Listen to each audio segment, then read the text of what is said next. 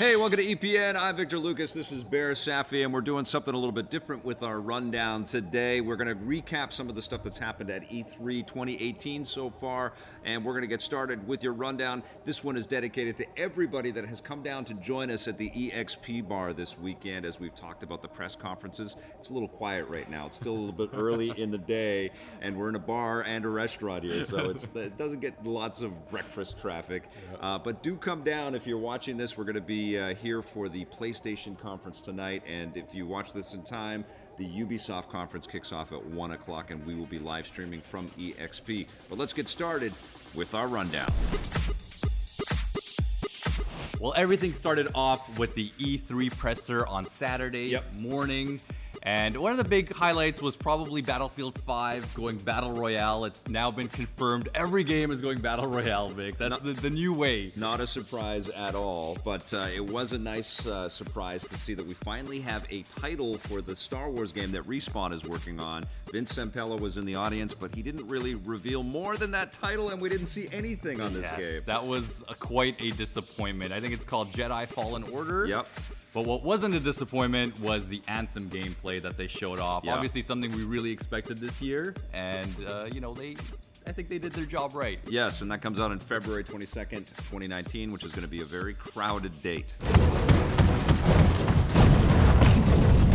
Yesterday we had the Xbox press conference, and it was loaded with 50 games, which we're going to list off for you right now. We don't have the time to do that. But we did have some really big reveals, I think, starting with Halo 6. Well, they didn't call it 6, Halo Infinite.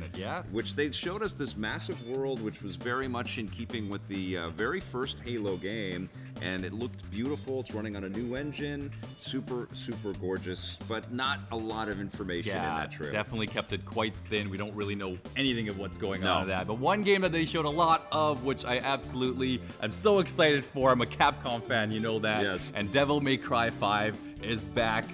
It's been a long enough time. With Nero and Dante. And that's right. That was the big reveal at the end. So that's a huge title coming. Next year, I believe. I think we'll find out more about it later this year. And we found out about 3 Gears of War games. One's called Gears 5, which we could kind of predict. One of them is a Funko Pop collaboration, which was weird as hell. And Gears 5 is cool because they focus on Kate and her story, so I'm really excited to see what the Coalition is working on there. But there's also a Gears Tactics game, and I think that was a very nice surprise at the Xbox conference. Lots of big games, lots of great indie love. But I think another big title that we got to talk about is Cyberpunk 2077. Probably the biggest game to be announced, to be shown, I think, finally. All we've seen before was the cinematic trailer, but now we saw a lot more. Obviously, still no real gameplay, but looks absolutely tremendous. Yes. I just cannot wait for that title, and that was great for Xbox to have that in their presser. Later that evening, Bethesda then showed us what they have coming up, and Doom is back, ladies and gentlemen, called Doom Eternal. I can't wait, Vic. I know. I can't wait. Doom had such an incredible re-emergence a couple of years ago, and we've all loved that experience, so very excited to see where Doom Eternal is going to take us. We find out more at QuakeCon, so there will be a lot more news about that coming soon. Very excited about that, but we found out a lot more about Fallout 76. We now know that it's going to be a multiplayer game, and that Bethesda is kind of being very honest and upfront about the fact that they are working with people to figure it out because they've never made a game like this before. That's right. I mean, it's the first Fallout online multiplayer experience. It's the 10-year anniversary coming up this November for Fallout 3. And ever since Fallout 3 came out, everyone's been talking about what would this series be like if it went online. We're finally going to get it. Todd really addressed those concerns. I can't wait, but what I can't wait more for is definitely Starfield. Because they announced it. They said it's happening.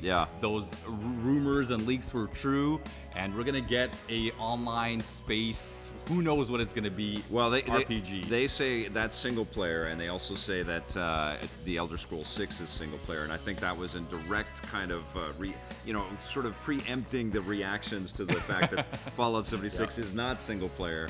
Bethesda came out, and they don't normally do this. They talked about 2 games that are far off in the distance that will be single player and more sort of in keeping with what they make, and boy, we can't wait. What an impressive showcase from Bethesda.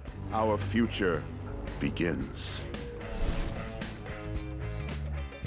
All right, that wraps up the rundown. Thank you so much for watching. We've got a lot more E3 news headed your way. We're going to have a fresh rundown for you tomorrow from Los Angeles. We're headed to E3, and we have got lots of more information to give you guys, so make sure you come back for that. And if you dig our stuff, don't forget to hit subscribe, that little bell, and if you're so inclined, that sponsorship button, and play forever. You going to play forever, Behr? Of course. I'm definitely going to play forever. All right.